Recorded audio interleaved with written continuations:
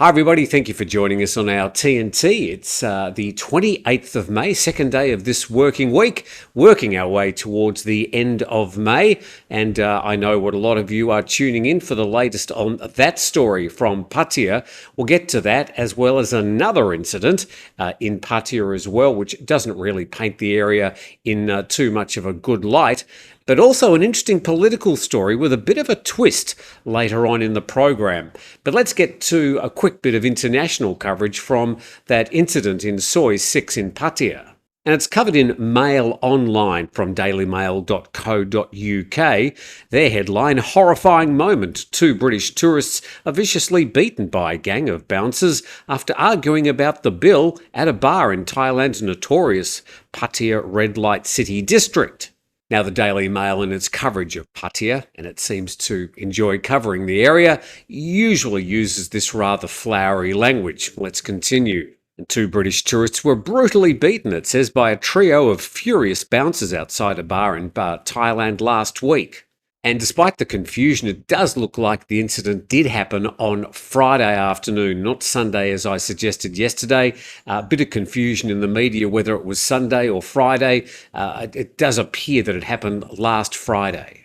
The article says, after a disagreement over the bill saw tensions spill over and lead to a brawl in the street, the Brits had been drinking alongside several escorts at the notorious Soi 6 road in red light city Pattaya on Friday evening, when they allegedly began arguing over the bill with staff, and they claimed the bar had tried to scam them by inflating the receipt, and three security guards intervened when the tourists began directing their anger at the barmaid. Well, as far as we know, it was the barmaid that called the security guards into the bar.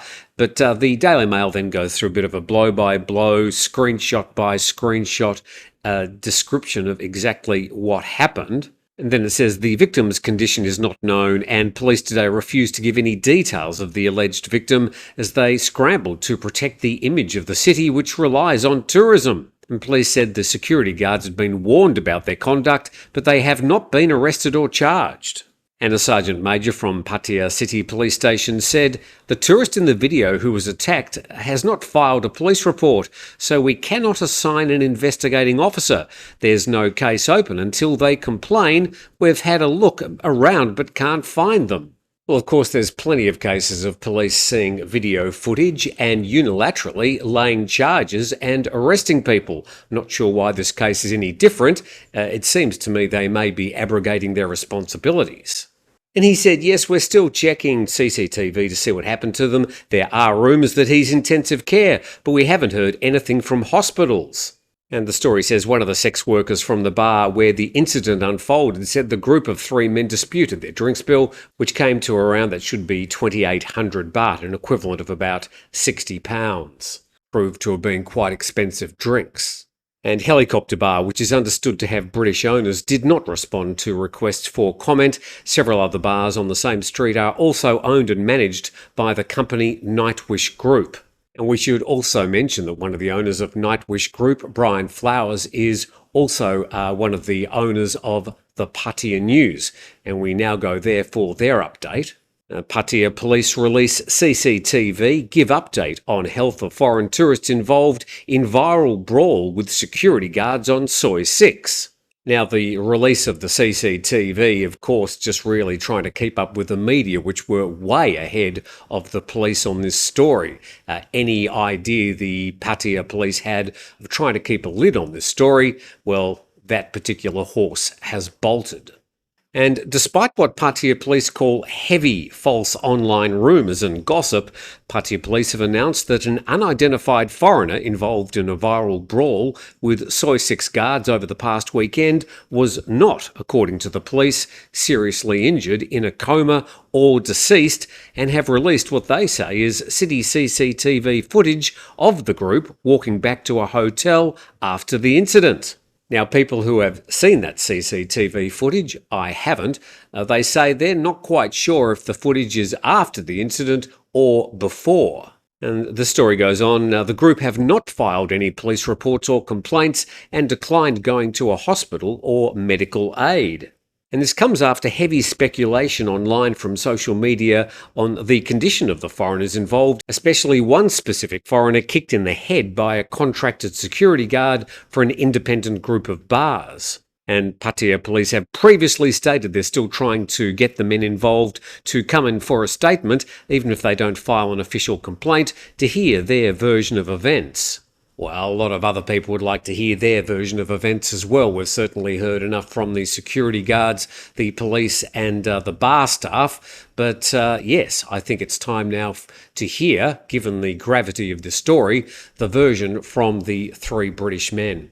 But another story from Pattaya that emerged yesterday, and this from cowsodenglish.com. A British man punches Russian at Pattaya party, killing him with a single blow. And a party at a pool villa in Pattaya turned into a criminal case when a British man punched a Russian man with a single blow, causing him to fall to the ground. The Russian man later died in hospital. The British man revealed he acted out of anger, but did not think his opponent would die. This happened in a pool villa in the Viewpoint village in Soi Chayapluk Nung in the Banglamung district, and it happened at 2:50 a.m. on May 27, and the victim was Mr. Igor, a 36-year-old Russian. And the medical team tried to save his life but was unsuccessful. He passed away at Bangkok Hospital, Pattaya. And then later at 1 p.m, after identifying the perpetrator, the Pattaya police ordered the investigation team to request an arrest warrant from the Pattaya Provincial Court for a Mr. Ricky, a 35-year-old British national. And he was later charged with assaulting another person, causing death.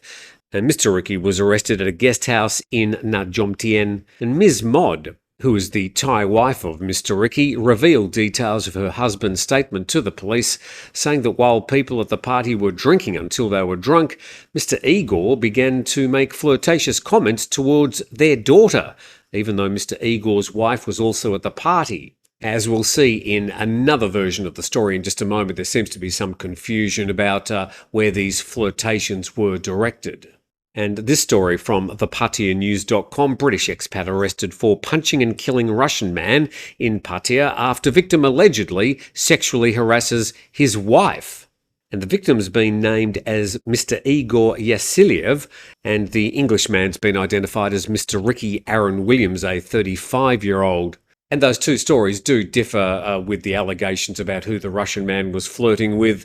But, well, the Russian man is dead and he won't be giving his side of the story.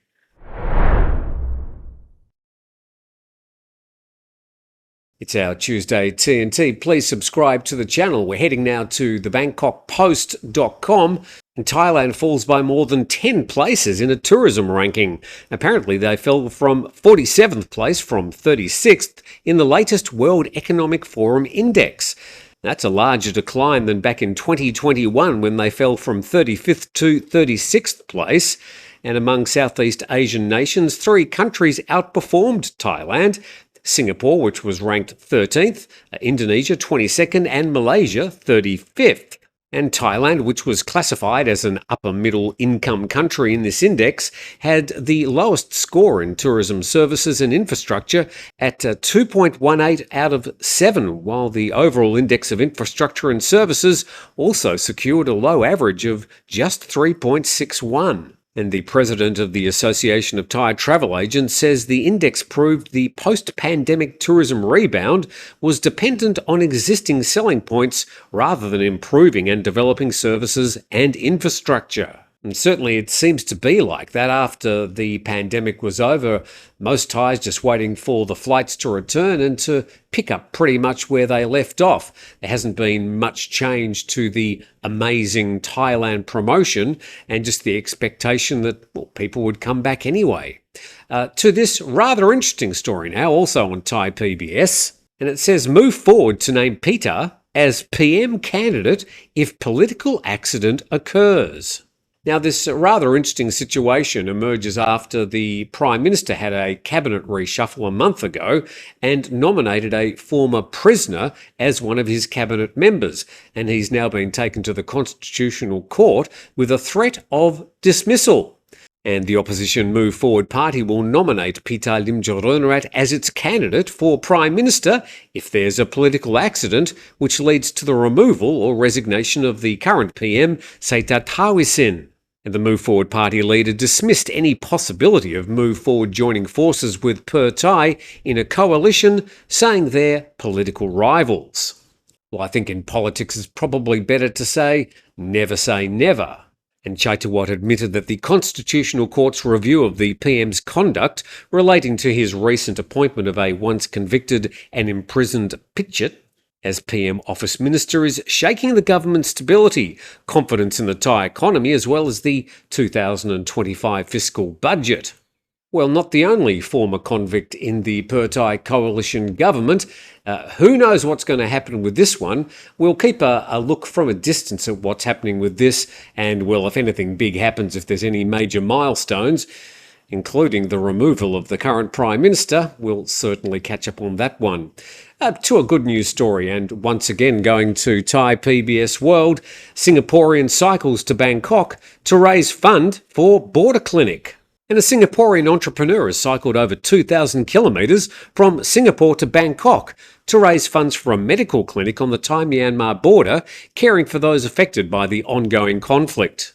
Well done to Joshua So, who, as of May 14, had raised more than $44,000, and the clinic in Mae Sot in the western province of Tak provides free consultations to more than 100,000 patients annually. And Joshua said there's a pressing need to help. Many of these individuals are choosing between staying in Miyawadi to protect their livelihoods and leaving to protect their lives. And also covered in the Straits Times, straitstimes.com, Singaporean cycles to Bangkok to raise $100,000 for charity. And to complete his journey, Mr. So cycled at least 70 kilometres daily. He would hit the road at 4 a.m, cycle till 9, and then continue from 5 till 9 p.m. to avoid the sweltering midday heat. I know what he's saying. He updated his progress periodically on his LinkedIn account. And even though Mr. So's cycling journey has come to an end, his fundraising campaign will continue until the end of this month. And for further information, you can go to that website, which is the Mae Tao Clinic, and you can donate at that particular website. I put a link in the description of this video. Obviously, it was there in the story, but well done, Joshua, and thank you for coming all the way to Thailand to raise money for that clinic. And with that, hopefully you're a bit more up to date with some of the main stories from around Thailand, and we look forward to seeing you next time.